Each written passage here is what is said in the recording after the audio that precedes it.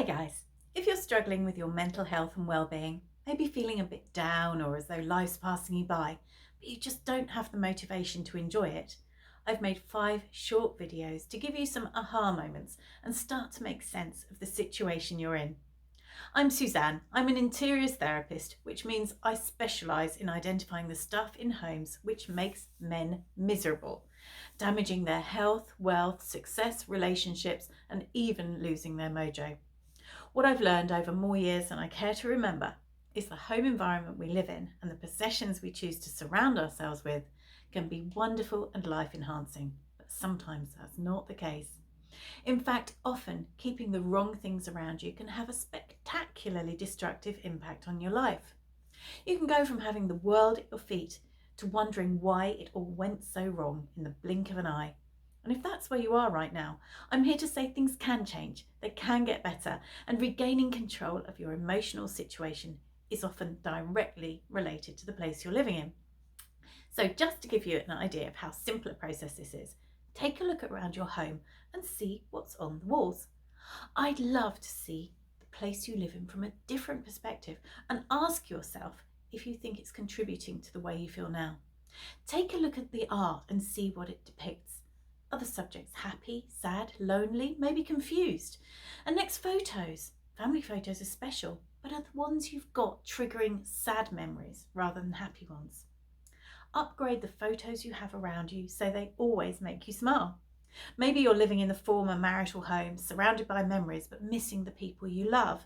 Or perhaps you're single but you don't want to be. Possibly your home is a mishmash of stuff you've picked up over the years, but it's more men behaving badly than Bridgerton.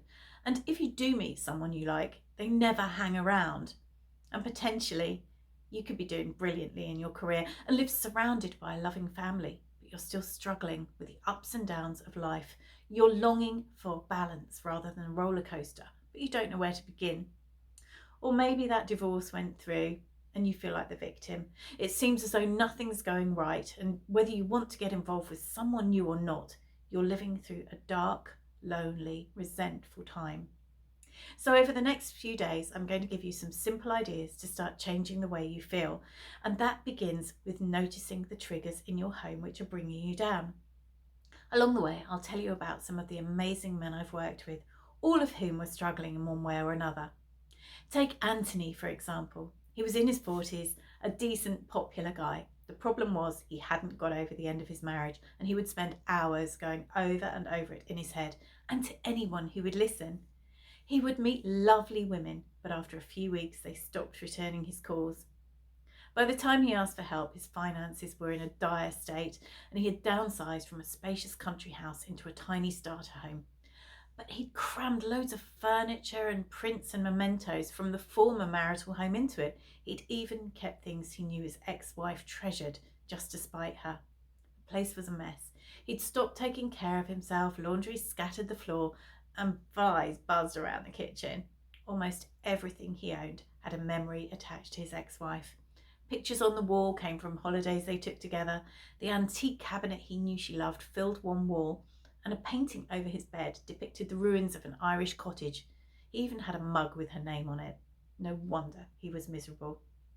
Everything he owned reminded him of the hurt, pain and rejection, and he'd created a pattern of the same thing happening with each new woman he met.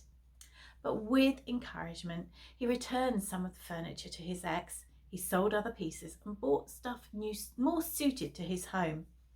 All the knickknacks went to charity, and he found a significant amount of money in the back of a cupboard. Came in very handy. Life started to look up, and it wasn't long before he came off his antidepressants and began to enjoy his life again. Now he's living in a space which supports his well-being, and nothing is holding him back. You can have that too. So what I'd like you to do right now is find 3 things around your home which make you feel bad or trigger unhappy memories, and I'd love you to give yourself permission to let them go. This could be as simple as a shirt which reminds you of a difficult time, or a mug from a company you're glad you don't work for anymore. If you're looking at whatever you've got on the walls and wondering how it might be impacting you, send me a direct message with a photo of the art, poster or print, and I'll give you some anonymous feedback in the Interiorstherapy Facebook group to explain what it might be saying to you. So that's my top tip for today. Get clarity about the stuff influencing your thinking and let go of everything which makes you blue. Look out for tomorrow's video when we'll talk some more. I'll see you then.